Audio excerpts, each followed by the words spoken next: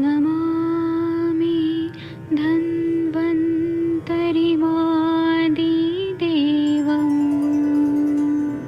सुरासुरैर्वन्दितपादपद्मं लोके जरामृत्युनाशं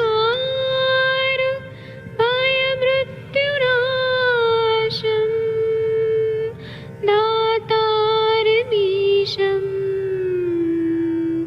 विविधौषधीनां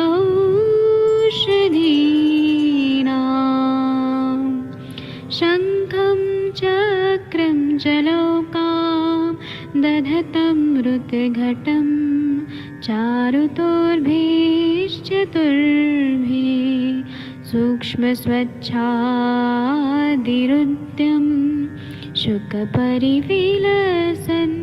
मौलिमं भोजनेत्रम् कालाम्बोदोज्ज्वलाङ्गं कटितटविलसत् चारुपीताम्बराढ्यं वन्दे धन्वन्तरिन्तं निखिलगदमिव प्रौढदावाग्निनीलम्।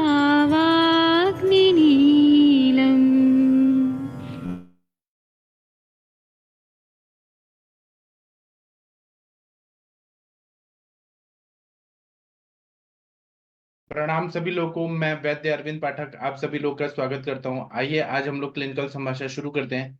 कोई सोनू जी आए हैं हमारे सेशन में। सोनू जी, आप कौन है, अपने बारे में बता सकते हैं? कोई पेशेंट है क्या? सोनू जी, कोई पेशेंट है क्या? कृपया अपने बारे में बताइए। हेलो। हाँ जी, बताइए। जी सर, मैं डॉक्टर राजकुमार परियार हूँ। सोनू मैं ही हूँ, डॉक्टर राजकुमार परियार बोल रहा हूँ। पीएचडी स्कॉलर हूँ सर मैं। अच्छा, तो आपने नया अभी ज्वाइन किया जी हमारा? सर, अभी ज्वाइन किया मैंने, रिसेंटली आज ही ज्वाइन किया सर। सर, आपको कैसा लगता है आयुष दर्पण का हमारा सर सेशन? आयुष दर्पण में मेरी एमडी टाइम से, मेरी बीएचयू से एमडी है सर मेरी। तो सर मैं जी। एमडी टाइम से कोरोना काल के अंदर मैं आपके लेक्चर से, यूएस निगम सर के लेक्चर, सबके लेक्चर अटेंड करता आया हूँ सर। तो मेरे को बहुत इंस्पिरेशन लगा और मेरे को बहुत अच्छा लगा। अब मैं वापस कंटिन्यू करना चाहूंगा सर।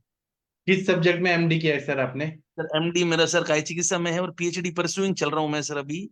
नहीं है, जयपुर से काय चिकित्सा में। बहुत बढ़िया। पीएचडी भी कर रहे हैं? पीएचडी बहुत परसुइंग हूँ सर। और मैं करंट में मेडिकल ऑफिसर लगा हूँ सर, मिनिस्ट्री ऑफ आयुष के अंदर, न्यू दिल्ली के अंदर। बहुत बढ़िया सर। बहुत अच्छा लगा आपसे मिलके। तो सर, आपका ये एमडी का थीसिस क्या था, क्या सब्जेक्ट था? एमडी में सर मेरे थीसिस का टॉपिक था अजमोदादी चूर्ण का मेरा प्रयोग था, विरेचन क्रम और जलों का क्रम इन द मैनेजमेंट ऑफ आमवात। अच्छा। और इसमें अभी पीएचडी में? पीएचडी परसुइंग चल रही है सर मेरी, बीच में मेरा हो गया था यहाँ पे तो मेरे को आना पड़ा। अभी पीएचडी परसुइंग के अंदर मेरा सर डायबिटीज के ऊपर है, मधुमेह के ऊपर, विडंगा दिलो। एडमिशन ले लिया आपने?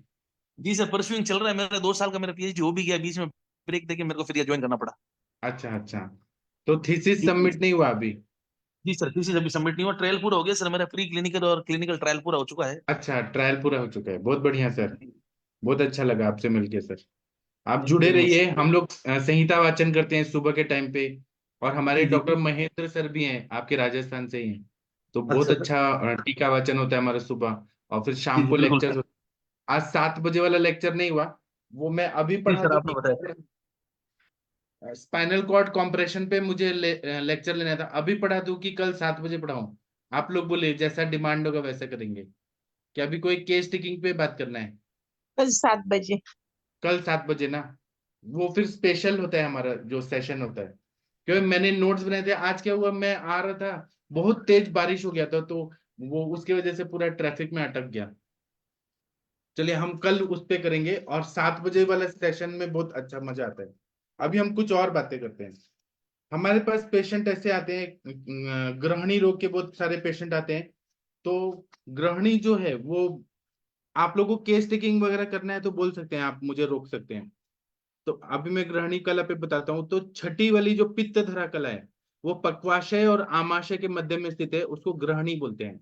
या आमाशय अर्धपाचित अन्न को ग्रहण करती है, अतः इसे ग्रहणी कहा जाता है। इसी कला को अन्य आचार्यों ने अग्निधरा कला भी कहा है, या फिर पित्त धरा कला कहा है। और इसमें अगर कोई विकृति आ जाती है तो उसको हम बोलते हैं ग्रहणी रोग। अब इसमें क्या हेतु बताएं, क्यों होता है ग्रहणी रोग? तो जैसे कि कोई अतिसार का रोगी है, अतिसार के रहते या अतिसार के ठीक हो जाने के बाद उसकी मंदाग्नि है, अग्नि उसकी ठीक नहीं है, और बार बार वो अपत्याहार विहार कर रहे हैं। अपत्याहार विहार मतलब कभी भी खाना, कभी उसका टाइम नहीं, मतलब टाइम हो गया है इसलिए खा रहे, भूख लगी है ऐसा मतलब नहीं है उसको। उसके बाद में वो कभी भी बीच बीच में खाते रहते हैं। उसकी अग्नि और दूषित होकर उस स्थान है उसको, जो पित्त धरा कला है उसको डैमेज कर देती है, और ग्रहणी की दृष्टि हो जाती है और ग्रहणी रोग हो जाता है। अच्छा, डॉक्टर श्रीकांत त्रिवेदी सर भी जुड़ गए, बहुत अच्छा, बहुत अच्छा लगा sir. Doctor Shrikant Trivedi sir, बहुत अच्छा लगा, आपका स्वागत है सर। बहुत दिनों के बाद आप ज्वाइन हुए, मुझे दिल से खुशी हो रही है सर। तो ग्रहणी रोग जब हो जाता है तो इसमें अपक्व मल का बार बार विसर्जन होता है। ग्रहणी रोग में आप लोगों के पास भी पेशेंट आते होंगे, तो इसमें मल कभी साम होता है, आम युक्त मल, चिपका चिपका रहता है, कभी निराम रहता है, कभी अपक्व रहता है, कभी पक्व रहता है, कभी पीड़ा के बिना रहता है, कभी दुर्गंधित रहता है, कभी दुर्गंध रहता है, कभी बंधा हुआ रहता है, कभी द्रवमल निकलता है। मतलब मुहुर्बद्धम मुहुर्द्रवम ऐसे माधव निदान में बोला गया है। ग्रहणी रोग जो रहता है उसमें रोगी हमेशा वीकनेस फील करता है, जैसे उसकी बल की हानि हो गई है, कितना भी खाता है लेकिन उसके बॉडी में लगता ही नहीं है, क्योंकि ग्रहणी कला पूरी तरह से दूषित होता है। और जिनको अतिसार हुआ है या प्रवाहन करने से प्रवाहिका रोग हो गया है, उनको मल के वेग तो दिन में आते हैं, रात को भी आते हैं, लेकिन ग्रहणी रोगी को जो देखेंगे मल प्रवृत्ति, वो केवल और केवल दिन में ही आते हैं, वो भी ज्यादातर प्रातः काल में आते हैं। 10 बजे से पूर्व 3 से 7 बार उठकर वो 10 बजे से पहले ही वो 8 बार, 7 बार, 10 बार, बार बार मल का त्याग करता है। और मुहुर्बद्धम मुहुर्द्रवम, कभी कॉन्स्टिपेशन होगा, कभी द्रवमल प्रवृत्ति होगी, बद्ध भी आएगा या ऐसा होगा। तो कल शशि मैम ने केस लाया था, वो भी ग्रहणी की दृष्टि थी उस रोगी में, लेकिन मैंने अभी शशि मैम को बोला है आप इलाज करिए, नहीं फायदा होगा तब हम डिस्कस करेंगे। इसके वजह से क्या होता है कि मुहुर्बद्धम मुहुर्द्रवम में सामता बहुत ज्यादा है, तो अच्छा सार किट्ट विभजन नहीं हो पा रहा है, आहार रस अच्छा नहीं मिल पा रहा है, उसकी वजह से कुपोषण जन्य विकार हो जाते हैं, कार्श्य आता है, शरीर की रुक्षता बढ़ती है, बाल टूटने लगते हैं, बल और मांस का क्षय होता है। और पेशेंट जो है, या पित्त धरा कला चाहे मज्जा धरा कला, जो पित्त धरा कला है वही मज्जा धरा कला है। मतलब मज्जा धरा कला और पित्त धरा कला एक ही है। मज्जा तंतु कहाँ पे तैयार होते हैं? ग्रहणी कला में तैयार होते हैं। तो वहां पे पित्त धरा कला की दृष्टि है, तो पेशेंट उसकी वजह से चिंताग्रस्त रहेगा, खिन्न रहेगा, और चिंताग्रस्त खिन्न रहेगा तो उससे और अग्नि की दृष्टि होती है। आप लोगों ने भी देखा होगा कि जहां पे अभी मोदी जी हार गए, तो लोगों को कितना टेंशन आया, लोगों ने खाना नहीं खाया, बहुत सारे लोगों ने, कि मोदी जी क्यों हार गए, आगे क्या होगा, भविष्य क्या होगा। शेयर मार्केट भी 5,000 उससे नीचे चला गया था। तो ये जो रहता है ना, चिंताग्रस्त रहना, खिन्न रहना, उससे भूख नहीं लगती है, अग्निमंद हो जाता है, और ये कंटिन्यू रहे तो ग्रहणी रोग होता है, पित्त धरा कला की दृष्टि हो जाती है। मतलब मानस भाव का है, उसका इफेक्ट अपने ग्रहणी पे पड़ता है, और ग्रहणी का इफेक्ट मानस भाव पे पड़ता है। तो हम लोग जब चिकित्सा करते हैं मानस रोगियों का, तो हम लोग ग्रहणी कला को अच्छा करते हैं और मज्जाधारा कला पे काम करने वाली दवाइयां देते हैं। और मज्जाधारा कला से संबंधित जो भी बीमारियां हैं उसमें हम लोग ग्रहणी की चिकित्सा जरूर करते हैं। बहुत सारे इनफर्टिलिटी के पेशेंट हमारे पास आते हैं, जिनको बहुत सालों से एंग्जाइटी है कि बच्चा नहीं हो रहा है, बच्चा नहीं हो रहा है, और उसके बाद में उनका लो स्पर्म काउंट और स्ट्रेस में रहना बहुत कुछ रहता है। तो सबसे पहले अंजना मैडम जो आती है वो क्या बोलती है, पहले ग्रहणी की चिकित्सा करिए। ग्रहणी अच्छा होगा तो अच्छा आहार रस बनेगा, और रस रक्त मांस में दस्ती मज्जा शुक्र तक अच्छा से परिपोषण होगा। और उसके बाद फिर इनफर्टिलिटी की जो चिकित्सा है, मेन चिकित्सा व्याधि प्रतिनिधि, वो करते हैं तो हमें अच्छा रिजल्ट आता है। अगर शमन कर सकते हैं तो करिए।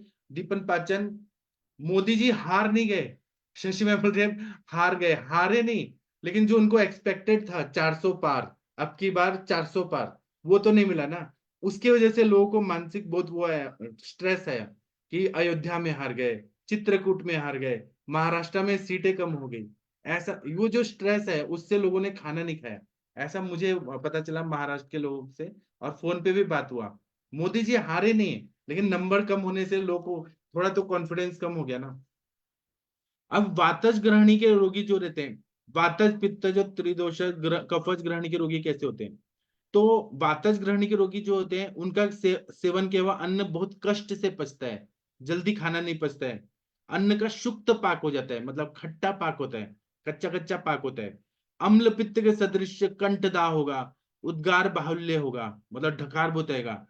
और अन्न अच्छे से नहीं पचता है तो कुपोषण जन्य लक्षण होते हैं। वातज ग्रहण में त्वचा में रुक्षता आती है, बालों का टूटना, आंखों का दृष्टि मांद्य होता है, अच्छे से दिखता नहीं है, कानों में आवाजें आती हैं, कर्ण श्वेड कर्णनाद ऐसे होता है, साय साय की आवाज आती है, और सभी प्रकार के रसयुक्त भोजन करने की इच्छा होती है। और जैसे ही खाना पच रहा है, पच्यमान अवस्था में अनाह होता है, पेट में अफारा होने लगता है।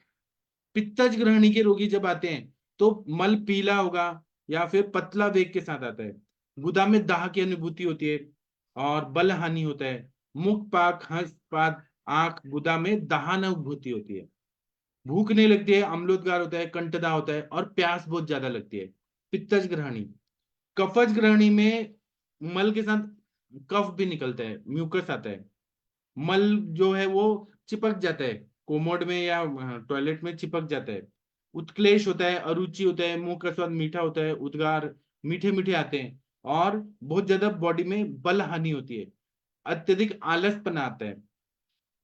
और उसी तरह से त्रिदोषज ग्रहणी में तो तीनों दोषों के लक्षण मिलते हैं। और ये ग्रहणी रोग होता क्यों है? तो कोई इंसान बहुत टाइम तक खाना नहीं खा रहा है, टाइम पे नहीं खा रहा है, या बहुत ज्यादा अति खा रहा है, अति भोजन, विषमाशन कर रहा है, असात में भोजन कर रहा है, जो चीज बॉडी के लिए अच्छा नहीं है वो कर रहा है, गुरु पदार्थ पचने में बहुत हैवी चीज खा रहे हैं, अति शीत, फ्रिज का निकाला हुआ पानी पी लेते हैं, कोल्ड ड्रिंक्स पी लेते हैं, मिठाइयां खा लेते हैं, फ्रिज के निकाले हुए फ्रूट्स काट के खा जाते हैं। तो इन सब से, या बासी खाना रखा रहता है और उसको ऐसे ही खा लेते हैं, या दूध। आजकल क्या है ना कि महाराष्ट्र में मैंगो शेक मिल रहा है, तो वहां पे क्या करते हैं, कच्चा दूध लेके आते हैं। मैंने ऐसे देखा बहुत सारे लोग बीमार पड़ रहे हैं, वो मैंगो शेक पीने के बाद बीमार पड़ रहे हैं। तो क्या करते हैं, जो स्टॉल वाले जो रहते हैं ना, फ्रूट जूस बेचने वाले, वो लोग क्या करते हैं, कच्चा दूध लेके आते हैं और कच्चा दूध में मिक्सी में घुमा देते हैं, बर्फ डाल देते हैं, आम डाल देते हैं, उसको पीस के और मैंगो शेक बना के देते हैं। जो लोग भी पीते हैं उनको जरूर बीमारी होती है, फीवर आता है या कुछ भी आता है, इतना ठंडा रहता है। और कच्चा दूध तो पचता ही नहीं है, जो पॉस्चराइज्ड दूध का पैकेट आता है वही डाल के डायरेक्ट बना के और दे देते हैं। तो ये ग्रहणी की दृष्टि करता है।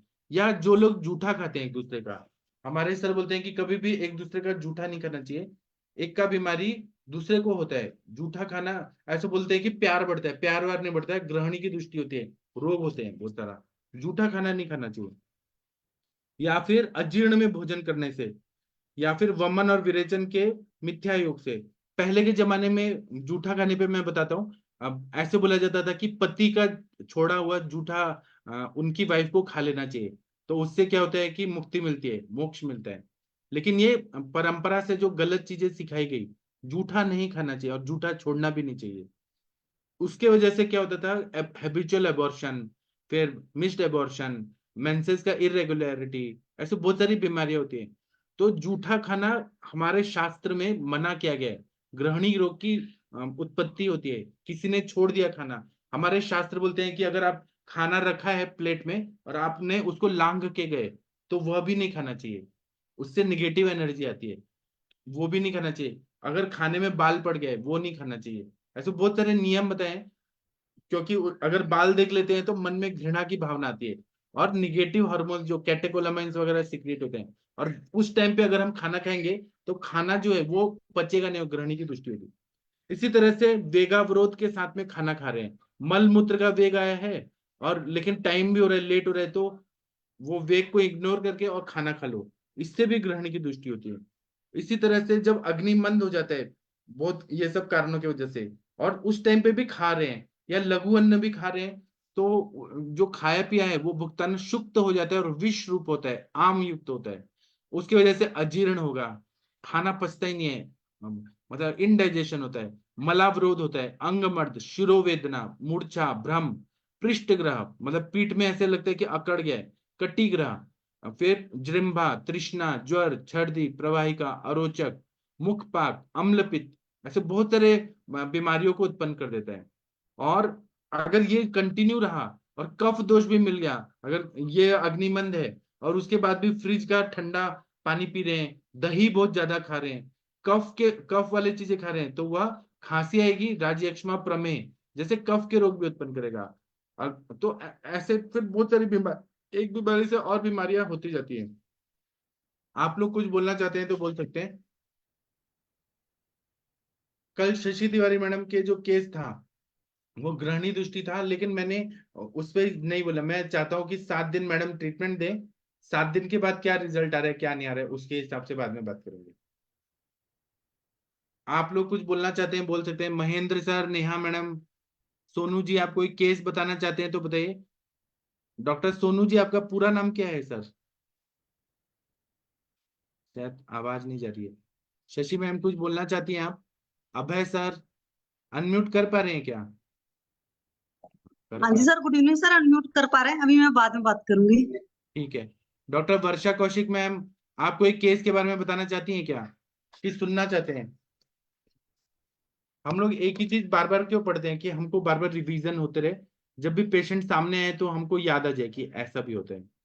ये जो आम होता है ना, ये इसमें श्लेष्मा के गुण रहते हैं, उसकी वजह से अंतराशय में, इंटेस्टाइन में अन्न पाक की गति बहुत मंद कर देता है, और जो खाया हुआ है ना खाना, उसका पाक नहीं हो पाता, पचता नहीं है, और आमाशय से वो अर्धपाचित भुगतान ग्रहणी में पहुंचता है।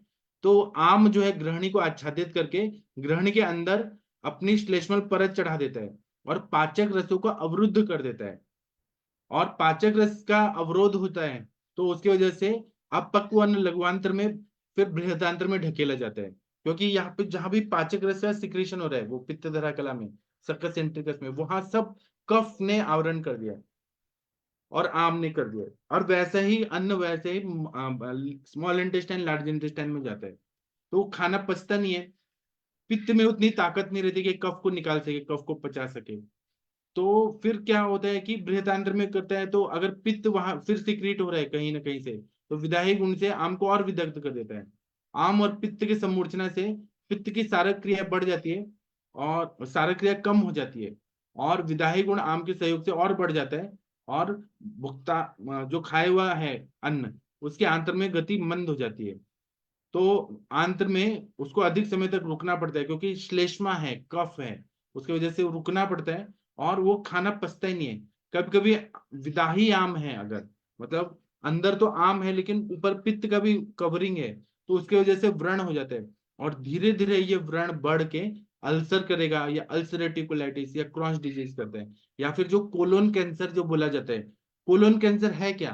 कोलोन कैंसर यही है कि वो वहां पे व्रण हो गया है और वो हील नहीं हो रहा है। लोग क्या करते हैं, कैंसर का इलाज करने लगते हैं, हीरक भस्म, ये भस्म, वो भस्म, ये नहीं देखते हैं कि वहां पे आम है, और आम कैसा है कि उसके ऊपर पित्त का आवरण, मतलब पित्त भी सिक्रेट हो रहा है। पहले श्लेष्मा ने कवर कर दिया, पित्त को निकलने नहीं दिया, पित्त साइड से इधर उधर रिस रिस के आ रहे हैं, आम के ऊपर जैसे बॉल है वहां ऊपर कवर कर दिया है, और उसमें जख्म कर रहा है वो आंत्रों में, और वही फिर इतना जख्म हो रहा है कि खून आ रहा है। जब खून आने लग रहा है तो डॉक्टर लोग डायग्नोस करके बोल देते हैं कि कैंसर है, वहां गांठ बन रही है, ये है, ग्रंथि उत्पत्ति हो रही है, अर्बुद हो रहा है। तो चिकित्सा में ये नहीं है कि आप हीरक भस्म दें, ताम्र भस्म दें, कांचनार गुकुल दें, लेखन करने वाले द्रव्य दें, बिल्कुल नहीं। हमें दीपन पाचन करना है, ग्रहणी कला को अच्छा करना है, दीपन पाचन अनुलोमन, कफ जो बढ़ा है उसकी चिकित्सा करनी है। तो आप तिक्त रस से करिए या कटु रस से करिए। तिक्त रस से करना है तो हम लोग रस पाचक, रक्त पाचक, या तिक्त स्कंद के जितने भी द्रव्य हैं, कुटकी है, फिर किरात तिक्त है, नीम है, चंदन है, जो भी आप तिक्त रसात्मक द्रव्य देना चाहते हैं वो दें, और लंघन कराएं पेशेंट को। और उसके साथ में या कटु रस देना चाहते हैं तो कटु रस में पंचकोल है, त्रिकटु है, आसवरिष्ठ है, परपटी कल्प है, अपने दीपन पाचन के रस कल्प है, वो सब दें। तो पेशेंट का आम जब पच जाएगा तो बहुत सारी बीमारियां अपने आप रिकवरी फेज में आ जाती हैं और जल्दी जल्दी रिकवर हो जाती हैं। इसी तरह से हमारे पास पेशेंट आते हैं जिनको tuberculosis of intestine, intestinal carcinoma, ulcerative colitis, rectal carcinoma, ये सब बीमारियां हैं, लेकिन इनकी शुरुआत कैसे हुई, तो हेतु क्या सेवन किया गया, इनके शरीर में संप्राप्ति क्या घटक घटित हुई, वो सब पे अगर ध्यान दिया जाए तो आयुर्वेद से बहुत अच्छा रिजल्ट आ जाता है। आप लोग कुछ बोलना चाहते हैं बोलिए प्लीज, फिर मैं भी बोलूंगा। हरिहर सर, आप कुछ बोलना चाहते हैं? सर एक चीज पूछनी थी।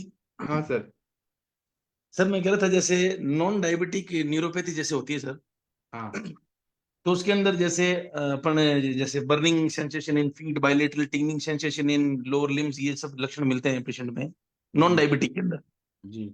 तो उसके अंदर सर लाइन ऑफ ट्रीटमेंट अगर अपन करें तो आशय अपकर्ष वाला करेंगे या वात पित्त नाशक चिकित्सा करेंगे या पित्तावृत वात करेंगे, इसमें क्या कुछ देख के करना पड़ेगा सर? वही तो, हमें आवरण है तो पित्तावृत वात की भी चिकित्सा करेंगे।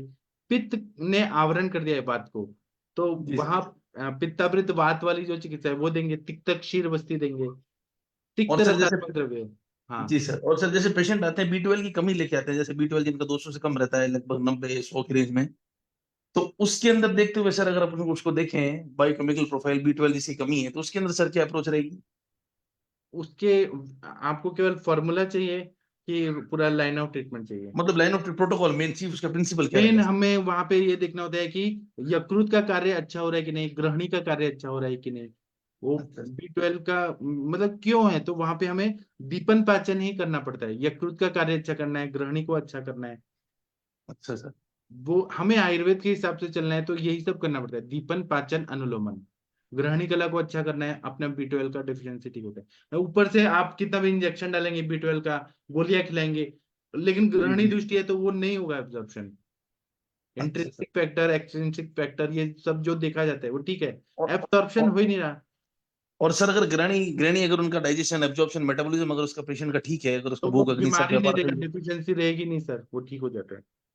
तो सर ऐसा कोई व्याधि प्रतिनिधि कोई द्रव्य है जो इसको देके जैसे अपने से अमल किया है ऐसा कुछ? हाँ, भूम्य आम्ल की है, आम्ल की है, और जितने रसायन द्रव्य है वो सब देने से विटामिन B12 का ठीक हो जाता है। अच्छा। जी सर, थैंक यू सर। हाँ, ऐसे मैंने लेक्चर में व्याधि प्रतिनिधि दवाइयां भी बताई है, वो आप देखिएगा। आप ग्रुप में लिखिए विटामिन B12 डेफिशिएंसी की आयुर्वेदिक चिकित्सा, ऐसे मैंने बनाए वीडियो बहुत सारे। जी सर। लेकिन मेन हमें व्याधि प्रतिनिधि नहीं करना है, हमें वहां पे पूरा ग्रहणी को ठीक करना है। ग्रहणी से। जी sir. Thank you sir. Thank you. और जो आयुर्वेद वाले चिकित्सा करते हैं वो कोई नहीं करता है, जड़ से बीमारियां निकालते हैं। ठीक है। सर आपका पूरा नाम क्या है सोनू जी? सर मेरा नाम डॉक्टर राजकुमार परिहार है। डॉक्टर राजकुमार परिहार। जी सर। जी। और आप रहने वाले कहाँ के हैं सर? सर मैं जोधपुर राजस्थान से बिलोंग करता हूँ। अच्छा, बहुत अच्छा सर। जोधपुर के हैं, बहुत अच्छा सर। हाँ। डॉक्टर वीना मैम, आप कुछ बोलना चाह रही हैं? हाँ सर, मुझे ये पूछना है कि वातज ग्रहणी में कौन सा अवस्थापाक बिगड़ा हुआ रहता है? पित्त नहीं, भी बिगड़ा होता है, कफ भी। हाँ, वो तो वातज है ही, ग्रहणी। लेकिन उसमें ग्रहणी कला जो है वो बिगड़ी हुई रहती है मेन। हाँ, वो है, मगर अवस्थापाक भी बिगड़ा हुआ होगा वो ना? तो होगा ही, ग्रहणी जो अवयव है वो बिगड़ा हुआ है, अवस्था अच्छा। पाक तो बिगड़ेगा ही ना उसके वजह से। हाँ तज में भी हाँ बिगड़ेगा, कफ में। लेकिन अवस्था पाक के हिसाब से देखें तो अगर अम्ल अवस्था पाक बिगड़ रहा है, कटु अवस्था हाँ पाक बिगड़ रहा है, तो उस तरह से हम लोग, वो तो स्टार्टिंग फेज होता है अवस्था पाक बिगड़ना। हाँ अवयव बिगड़ हाँ रहे हैं मतलब वहां के जो सेल्स हैं वो घिस गए हैं, वो इतने हाँ। ताकतवर नहीं है कि वो सब पचन क्रिया अच्छे से कर पाए। हम्म, अभी मैं एक एग्जांपल बताता हूँ। मेरा एक क्लासमेट था, वो ब्राह्मण है, तो वो हमारे क्लास में BMS के टाइम पे कुछ मुस्लिम लोग थे, तो मुस्लिम लोग को ये बहुत शौक रहता है कि हमारे धर्म का आप फॉलो करो, सब नमाज पढ़ो, हमारा खान पान सब करो, अपनाओ। तो उसने दोस्ती में उन्होंने क्या किया कि उसको गौ का मांस खिला दिया।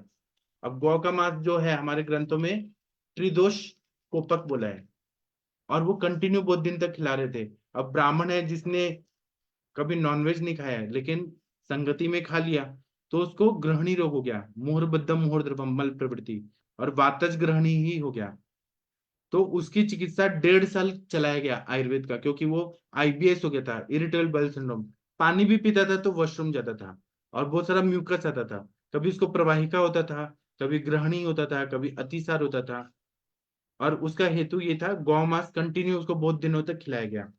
मैं ये नहीं बोल रहा हूँ कि मुस्लिम लोगों ने गलत किया, इसको बता के नहीं किया वो गलत किया, तो इसने खाया क्यों, और जब इसको पता चला तब भी वो क्यों खा रहा था टेस्ट के लिए, और ये बहुत दिनों तक खाया गया। जो भी चीज खाया जाता है उसका नियम होना चाहिए।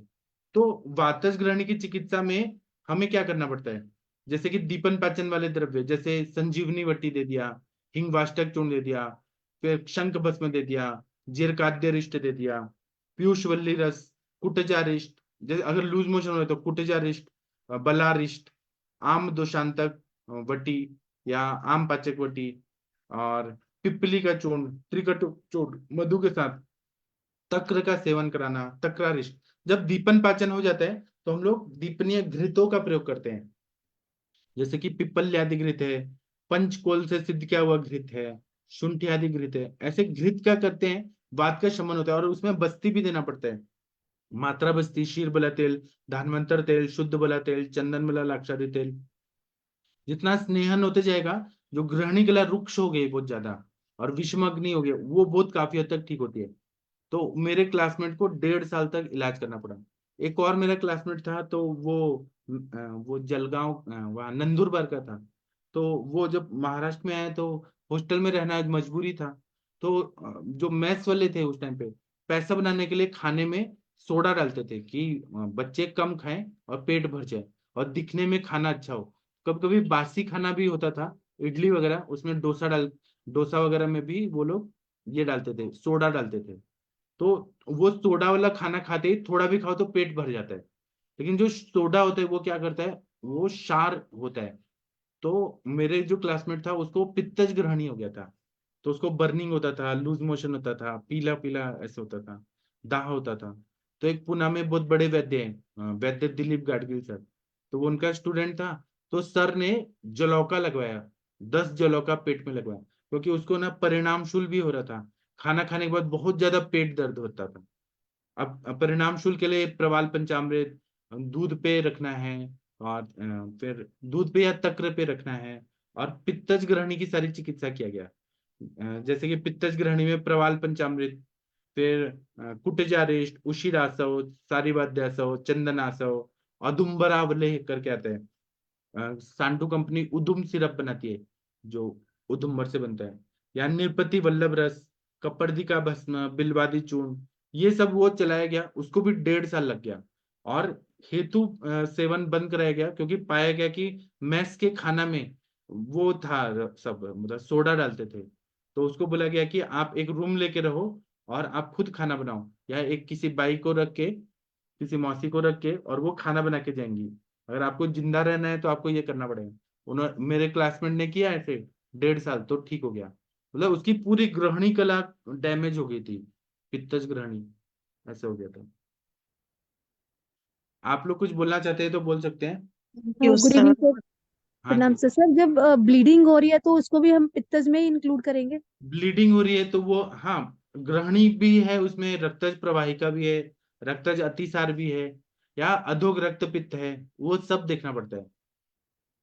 या ब्लीडिंग पाइल्स है क्या, रक्तज अर्श है क्या, वो देखना पड़ता है। नहीं सर, कुछ भी नहीं है। ऐसा पेशेंट आया था मेरे पास, तो उसको यही था कि उसको पहले कोई मुहर ध्रुवम और मुहर बद्धम वाली तो हिस्ट्री थी ही, लेकिन बीच बीच में उसको कई बार ना, जैसे वो दुबई रहती है, तो उसको बीच बीच में ब्लीडिंग होनी शुरू हो जाती है, और बीच में फिर अपने आप ही वो कुछ नहीं करती है, और फिर अपने आप ही ठीक हो जाती थी, मतलब उसने जैसे मुझे बताया।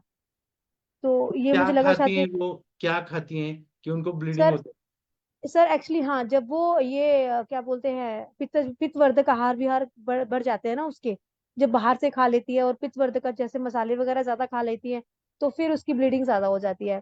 अदरवाइज फिर वो ठीक रहती है, जैसे अगर वो सब मतलब ये अपना क्या बोलते हैं सात्विक आहार खाती है तो तब ठीक रहती है। इसका मतलब ये भी हो सकता है कि उनका जो पूरा जो कला है, मतलब हम्म। इंटेस्टाइन का जो अंदर जो 4 लेयर रहते हैं ना, मस्कुलर, म्यूकोजल, सब म्यूकोजल, मस्कुलरिस, फाइब्रस लेयर, ऐसे 4 लेयर्स रहते हैं। तो उसमें जो म्यूकोजल लेयर है वो बहुत ज्यादा वीक है और सेंसिटिव है। थोड़ा भी मिर्ची मसाला गया कि वो तुरंत ही फट जाता है और खून आने लगता है। उसमें इसीलिए, हम तो उसमें पित्तज ग्रहणी सोच के करेंगे। हाँ, उसमें आप कटुकादिग्रेत, किरातिक्तादिग्रेत, तिक्त रसायन, महातिक्तघृत, गुगुल तिक्तघृत ऐसे देंगे ना, तो वो स्नेहन भी करते जाएगा और हील भी करते जाएगा। या कुष्ठग्न गण के द्रव्य, या ग्रहणी की परपटिकल्प, आसवरिष्ठ, ऐसे अलग अलग तरीके से ट्रीटमेंट करेंगे, एकदम बेस्ट रिजल्ट आएगा। जी मतलब हम सर। उनकी ग्रहणी को इतना स्ट्रांग कर देंगे कि वो कितना भी मिर्ची मसाला खाएं, उनको खून नहीं आना चाहिए। जी sir, thank you sir. Sir एक चीज पूछनी थी हाँ जी। सर। ऑटो इम्यून डिसऑर्डर जैसे होते हैं, जैसे अपने रूमेटॉइड आर्थराइटिस है या जोगरेंस सिंड्रोम है, और कई पेशेंट सर मैं देखता हूँ जिसमें ऑटो इम्यून थायराइडाइटिस हो जाता है, जिसके अंदर सर एंटी टीपी और ये सब बड़े हुए मिलते हैं। जी तो उसके अंदर सर ऑटो इम्यून डिसऑर्डर के अंदर शमन चिकित्सा और शोधन चिकित्सा दो अपन देखते हैं। तो जी शोधन में तो सर अपन पंचकर्म आदि करवा के चलो वो जो दूषित ये प्रबुद्ध जो दोष है उसको निकाल देंगे। लेकिन सर शमन चिकित्सा में अपन देखें तो ऑटो इम्यून डिसऑर्डर के अंदर क्या कुछ कर सकते हैं सर? ऑटो इम्यून डिसऑर्डर जितने रहते हैं ना, उनका जी सर। अफेक्ट ऑर्गन्स पे रहता है। ऑर्गन्स वीक रहते हैं, उनकी इम्यूनिटी बहुत वीक रहती है। हमारे सर ऐसा बताते हैं कि हर ऑर्गन की स्मृति रहती है, अपना अग्नि रहता है, अपना स्मृति रहता है। तो हम लोग दीपन पाचन अनुलोमन तो कर ही रहे हैं, व्याधि प्रतिनिक कर ही रहे हैं, जो जो ऑर्गन इन्वॉल्व है, सिस्टम इन्वॉल्व है, उसकी चिकित्सा कर रहे हैं। लेकिन हम रसायन देते हैं, स्वर्णकल्प देते हैं कि हर ऑर्गन को बलवान कर दें।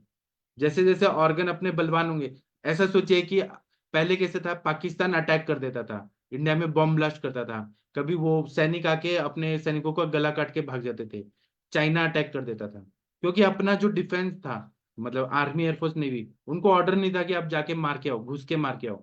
अभी मोदी जी ने क्या किया, इतना मजबूत बना दिया है सारे देश के सेनाओं को कि जाके मार के आते, घुस के मार के आते। मतलब अपना डिफेंस सिस्टम को अच्छा करना है, तो ऑटो इम्यून डिजीज फिर धीरे धीरे ठीक हो जाता है। हमारी धात्वग्नि को अच्छा करना है, भूताग्नि को अच्छा करना है, जाठराग्नि को अच्छा करना है, धातुओं का बल बढ़ाना है, ओज को बढ़ाना है, तो सब अच्छा हो जाता है। तो सर सबसे पहले दीपन पाचन करते हुए अग्नि की वृद्धि करते हुए फिर रसायन का प्रयोग करें। हाँ, अच्छा और वो भी देखें कि ऑटोइम्यून डिजीज में जैसे कि पित्त का, जैसे कि मैं अभी एसएलई डिजीज वाला शुरू करना है, एसएलई डिजीज में पित्त का इन्वॉल्वमेंट ज्यादा रहता है, जी कुछ सर। में कफ का इन्वॉल्वमेंट है, जैसे आम बात और रूमेटॉइड अर्थराइटिस और अस्थमा में कफ का है। तो हम लोग वो दोष की पहले साथ में चिकित्सा करके फिर रसायन दे, उस हिसाब से दे। पित्त वाला है और आपने वहां पे पिपली रसायन दे दिया एसएलई डिजीज में, तो और नुकसान करेगा। हमें जी पित्त का शमन करना है वहां पे। तिक्त रसात्मक द्रव्य देना। हाँ, जी जी। पित्त को भी शमन करना है, ऑर्गन्स को ताकत देना है, रसायन देना है, स्वर्ण कल्प देना है, शरीर को मजबूत करना है। ऐसा करना है कि शरीर में ऑटो इम्यून, मतलब खुद के सेल इतने कमजोर होते हैं कि खुद को खुद सुसाइड कर लेते हैं, खुद को मारते हैं, ऑटो इम्यून। तो हमें शरीर को ही इतना मजबूत करना है कि कोई ऐसा ना हो। वहां पे धात्वग्नि को अच्छा करना है, और जैसे हम कार चलाते हैं या बाइक चलाते हैं, तो हमारा पहला क्या नियम होता है, हम लोग चाबी डालते हैं, उसको स्टार्ट करते हैं गाड़ी को, या फिर बटन स्टार्ट करते हैं, और उसके बाद में पहले हम फर्स्ट गियर पे गाड़ी को स्टार्ट करते हैं, फिर गाड़ी चलने लगती है तो क्लच बदल के एक्सीलरेटर और ब्रेक के हिसाब से हम लोग फिर सेकंड गियर में लेते हैं, फिर थर्ड गियर में। ऐसे ही आयुर्वेद की मेन चिकित्सा है दीपन पाचन अनुलोमन। पहले दीपन करना है, पाचन करना है और अनुलोमन करना है, मतलब पेट साफ होना चाहिए, भूख लगना चाहिए, खाना पचना चाहिए, और आहार विहार को ठीक करना है। इसके बाद ही कोई भी पंचकर्म करें या शमन दें, जो भी दे, रसायन दे, कुछ भी दे। जी सर, थैंक यू सर। जी। और कफज ग्रहणी जब रहता है तो कफ का इतना आवरण रहता है कि वहां पे म्यूकस आता है, और म्यूकस निकलने के बाद भी कृत्य अपिकृत्य संज्ञताम, जाके आने के बाद भी कफ नहीं निकला है ना, एकदम चिपका चिपका कफ निकलता रहता है वहां पे मल के बाद। तो वहां पे कफ की चिकित्सा करना जरूरी है।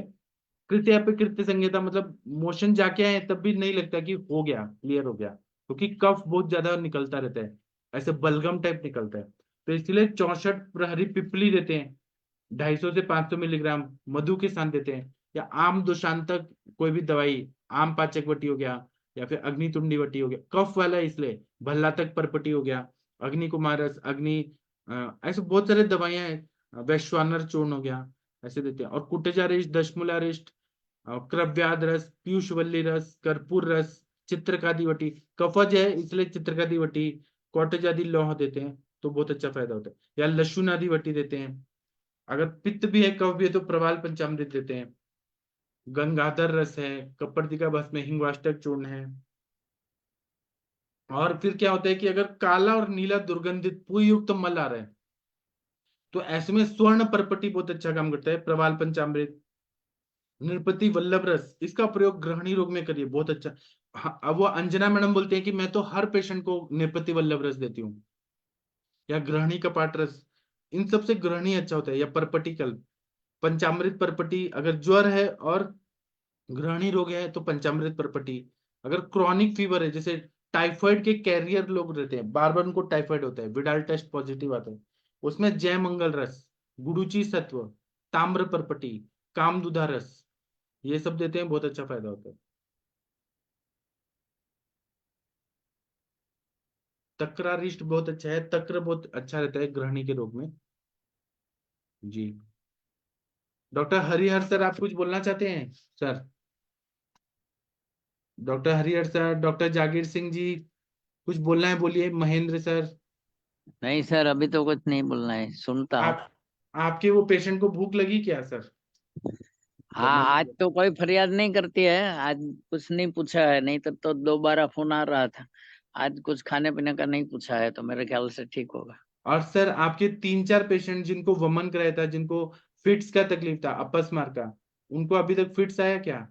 2 महीने हो गए। नहीं आया तो नहीं है, दोनों में से किसी को। हाँ, अच्छा हो गया ना सर? वो आज मेरे ख्याल से निकल गई है हाँ, कौन?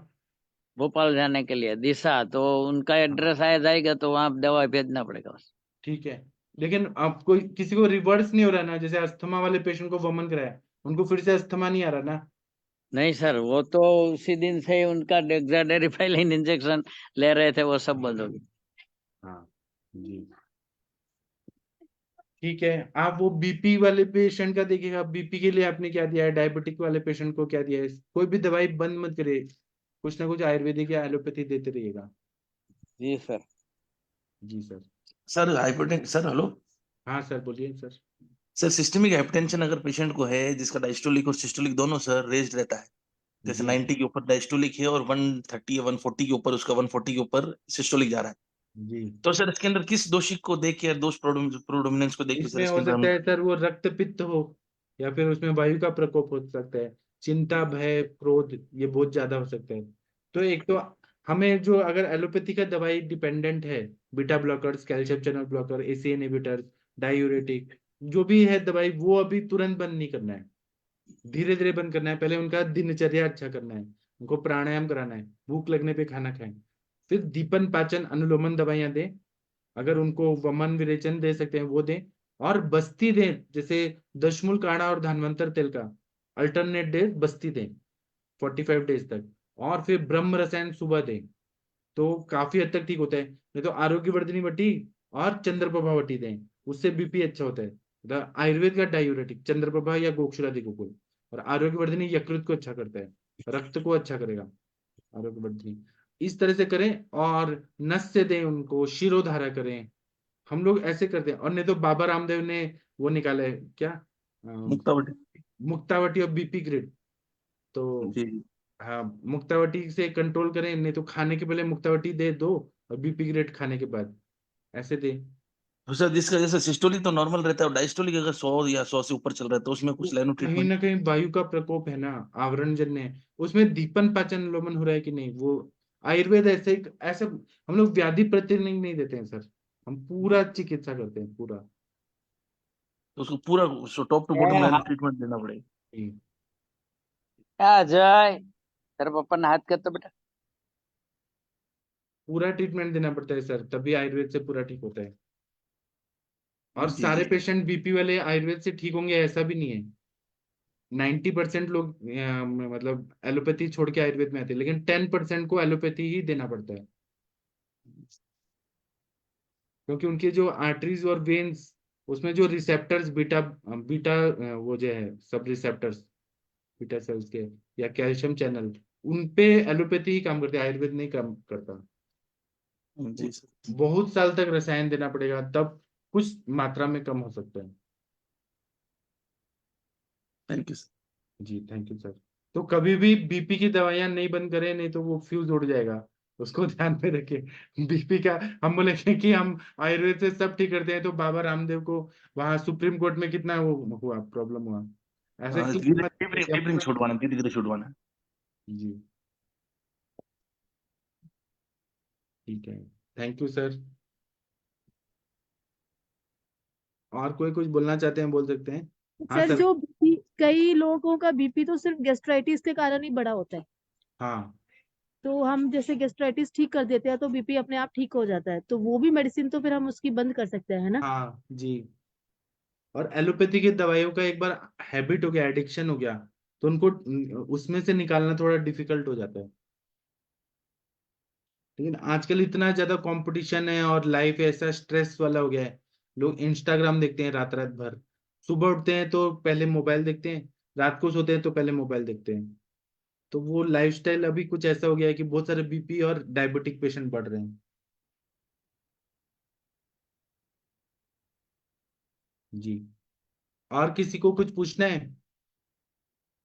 हमें आयुर्वेद का चिकित्सा करना है, लेकिन मेडिको लीगल केसेस ना हो, ध्यान से मॉनिटर करते हुए धीरे धीरे हमें पैथोलॉजिकल रिपोर्ट्स भी निकालने हैं, हमें देखना है कि हमारे पेशेंट को फायदा हो रहा है कि नहीं हो रहा है। अगर आप केवल अंधविश्वास से करेंगे, ऋषि मुनि लोग को वात पित्त कफ सब दिखता था, वनस्पतियां बात करती है, हम लोग ऋषि मुनि है नहीं। हम लोग ज्यादा अनुमान से करते हैं कि ये खाने से उल्टी हो रही है तो ये बंद करो, कफ वाले चीजें बंद। अनुमान ज्यादा हम लोग करते हैं, प्रत्यक्ष तो देखते ही हैं और आप तो वचन करते हैं, लेकिन हमें आज के जमाने के हिसाब से भी चलना है, तो पैथोलॉजिकल रिपोर्ट्स तो चाहिए हमारे पास।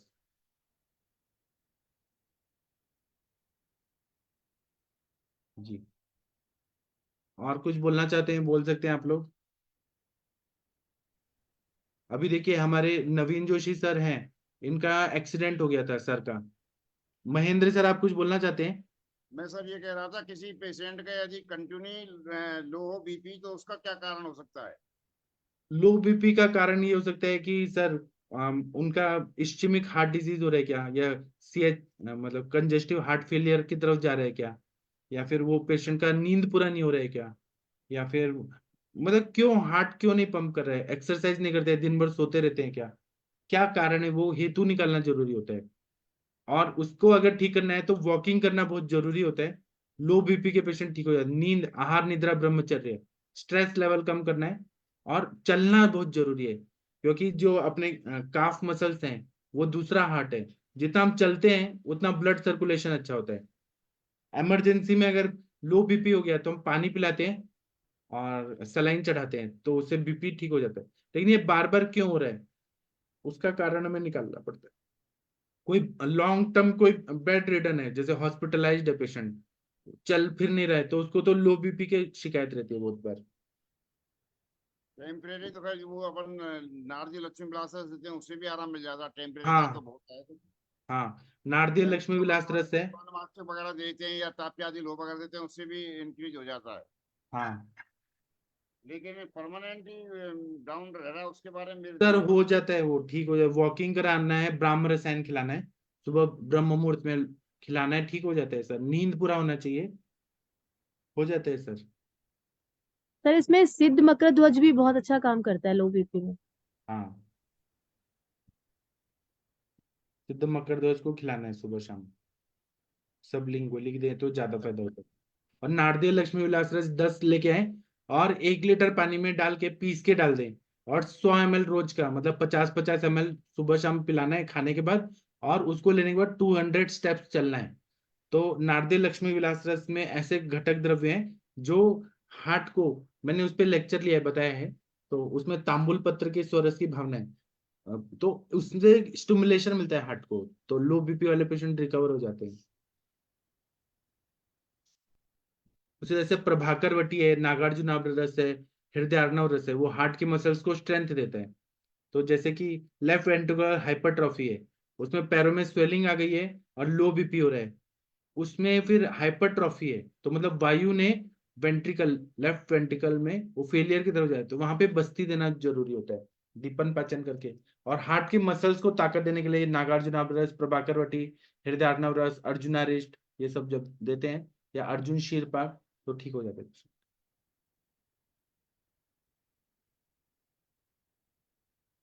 लेकिन जैसे इमरजेंसी में एलोपैथी काम करता है, जैसे अट्रियल फिब्रिलेशन हो रहा है, अरिथमिया हो रहा है, उसमें एलोपैथी तो लेना ही पड़ता है हमें। हम करेंगे, आयुर्वेद धीरे धीरे काम करता है, हम धीरे धीरे करके फिर पूरा परमानेंट ही करेंगे। इमरजेंसी के लिए एलोपैथी करना ही चाहिए।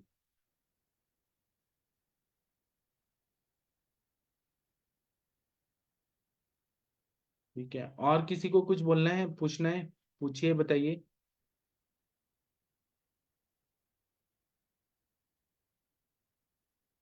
नहीं बोलना चाहते हैं आप लोग तो अभी हम सेशन बंद कर सर दें। ये जो लक्ष्मी विलास रसम में लेना ना, पानी में डाल के पीना है, तो सबकी क्वांटिटी क्या रखेंगे सर इसकी? 1 लीटर बिस्लरी का पानी लेना है जो 10 दिन जी। तक जा सके। 10 गोलियां लेना है नारदेय लक्ष्मी विलास रस, उसको अच्छे से फाइन पीस के 1 लीटर में मिक्स कर देना है। एक ओके। लीटर का पानी मतलब रोज का 100 ml जी। 50-50 डिवाइडेड डोज में दें, वो पानी हम्म। पीने के दें तो। और फिर वो पी के और वॉकिंग करना है कितनी देर sir? 200 steps. 200 step. Okay sir. तो इससे लो बीपी वालों का हार्ट अच्छा हो जाता है। जी सर। सर कितने दिन करना है सर, ये लगभग कितने दिन तक रहे पेशेंट? 3 महीना सर, 3 महीना। ठीक है। लेकिन जो ठीक भी है सर। रसकल्प हम लेते हैं ना 42 डेज देके फिर ब्रेक करते हैं, फिर 42 डेज देके फिर ब्रेक करते हैं। सर ये ब्रेक कितने दिन के लिए करते हैं सर इसमें हम? 7 दिन या एक 10 दिन, 7 दिन या 10 दिन उसके अल्टरनेट में दूसरी दवाइयां दें। जी सर। जी, जैसे रसकल्प दें, रसकल्प दे रहे हैं तो हम सोनकल्प दे दें या फिर हर्बल दे दें। जी सर। जैसे अर्जुन शीरपाक दे दिया हमने, अर्जुन आरिश दे दिया। जी जी sir. Thank you. Thank you sir. Sir एक चीज पूछनी थी। हाँ सर। सर जैसे शिरोशूल होता है, जैसे अपन देखते हैं पेशेंटों में तो बताते हैं हाफ जो होता है हेमिक्रेनिया हो रहा है उनको, हाफ साइडेड। तो हेमिक्रेनिया कंडीशन में अपन सर, जैसे मैंने क्लिनिकल प्रैक्टिस में देखा है सर, मैं पेशेंटों को देखता हूँ उसमें पित्त शामक अगर चिकित्सा करते हैं सर, मधुर रसात्मक और पित्त शामक चिकित्सा अगर अपन देते हैं तो माइग्रेन की जो पेशेंट है जिसको हेमिक्रेनिया हो रहा है उसमें लाभ होता है, और अगर हम क्षीरबला का नशे देते हैं तो लाभ होता है। तो जी सर इसके अंदर अगर अपन पित्त शामक योग देखें, जैसे चंद्रकला रस है, प्रवाल पिष्टी है, या अपने लघु सूतशेखर है, तो इनके अंदर सर अंशांश कल्पना के हिसाब से क्या प्रयोग करेंगे जो पिन पॉइंट उसको शमन कर सकता है? जैसे पित्त अभी शामक सर योग तो वो बहुत सारे हैं सर। पीड़ाशूल हो रहे हैं तो वातज है, पित्तज है, कफज है, वो देखना चाहिए। सर्दी जुकाम वाला अगर है तो वहां पे कफज शिरशूल है। बाह्य बाह्य अम्ल पित्त है तो वो पित्तज है। और वातज में रात्रि जागरण की वजह से रुक्ष गुण बढ़ा हुआ है तो अगर रुक्ष गुण से वातज शिरशूल है तो उसमें नस से देंगे हम लोग। कॉन्स्टिपेशन की वजह से हेडेक हो रहा है तो हम लोग नस से दीपन पाचन अनुलोमन।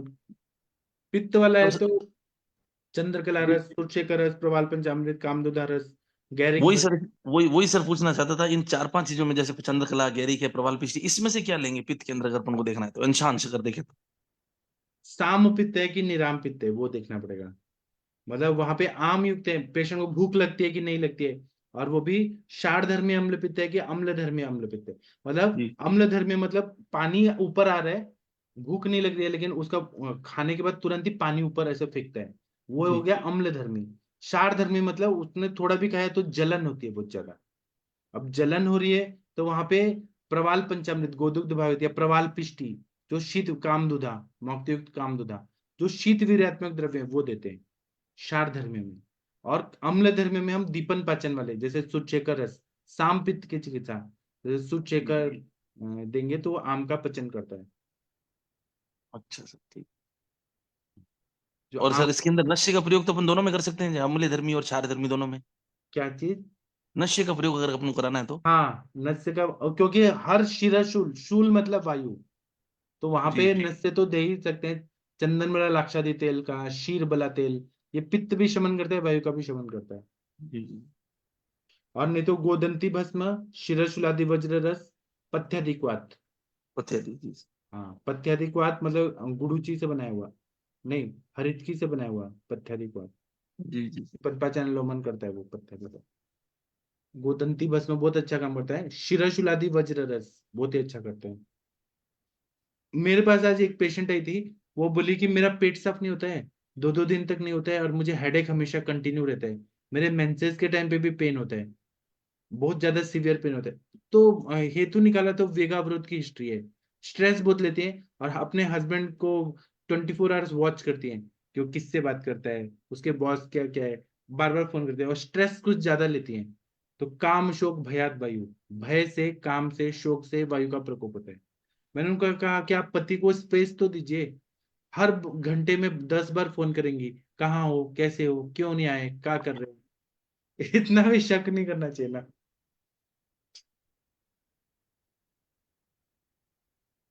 तो ये सब कारण होते हैं जिससे शिरशूल होता है, रात को नींद नहीं आती है। उनको तो अपने हस्बैंड से इतना वो रहता है ना कि मेरा हस्बैंड सो रहा है कि नहीं, खाना खाया कि नहीं, तो वो टेंशन में खुद ही बीमार पड़ रही हैं। और उनको मेंसेस इरेगुलर है और क्रूशता आ रही है, ऐसे मतलब इतना ज्यादा ओवर जो रहता है लगाव पति के लिए, वो भी नुकसान देता है।